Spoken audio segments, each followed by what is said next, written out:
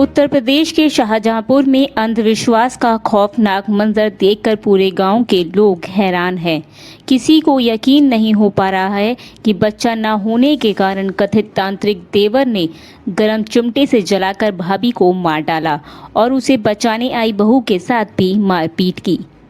दरअसल ये घटना हाथरस के कहमारा गांव की है, जहां एक बार फिर अंधविश्वास का घिनौना चेहरा सामने ला दिया है। कहमारा गांव में रहने वाले सर्वेश की पत्नी को शादी के 14 साल बाद भी कोई संतान नहीं हुई थी, तो सर्वेश ने अपने तांत्रिक भाई ध्रुवेश के माध्यम से तंत्र मंत्र का सहारा लिया।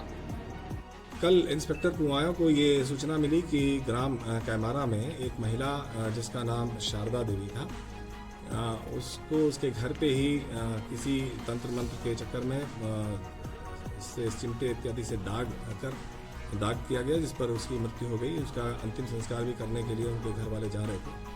इस सूचना पे इंस्पेक्टर पुवाया ने वरिष्ठ अधिकारियों को सूचित करते हुए वो मौके पे गए और वहाँ पे ये शारदा देवी का शव वहाँ घर में बरामद हुआ और पूछताछ पर लोगों के द्वारा भी और इनके घर पे भी ये बताया गया कि इनका पति उसको करीब विवाह के 14 वर्ष हो चुके थे, बच्चे नहीं थे। तो इसका भाई है एक ध्रुवेश, उसने किसी तांत्रिक से उसका संपर्क था जो रहने वाला सीतापुर जनपद का था, उससे कुछ तंत्र इत्यादि सीख रहा था ये, और उसी आधार पर ये घर पे उसने हवन कराया और उसके बाद उस हवन की लकड़ी से और चिमटे से इसको दाग देने लगा। एक और महिला उसी घर की है जिसका नाम कुंता देवी है, उसको भी इसी तरह का उसके साथ भी चेष्टा की गई, लेकिन संयोग से और भाग्यवश उसका जीवन खतरे में नहीं था और वो बच गई।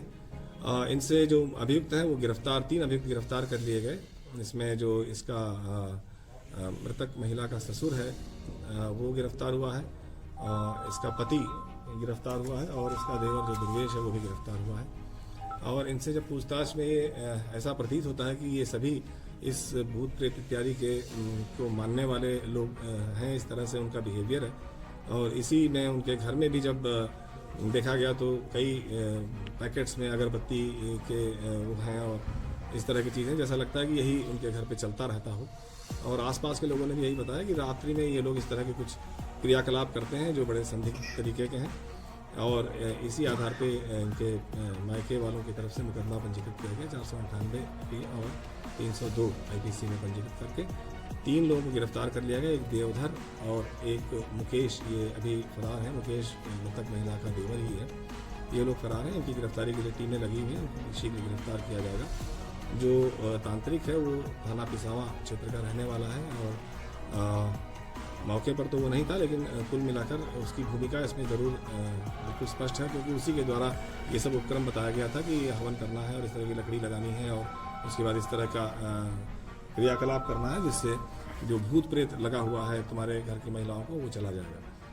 तो इसी आधार पर ये गिरफ्तारी हुई है और आगे 2 अभियुक्त जो वांछित हैं। खबरों के मुताबिक ध्रुवेश और सर्वेश का परिवार दिवाली के बाद से अचानक चर्चा में था।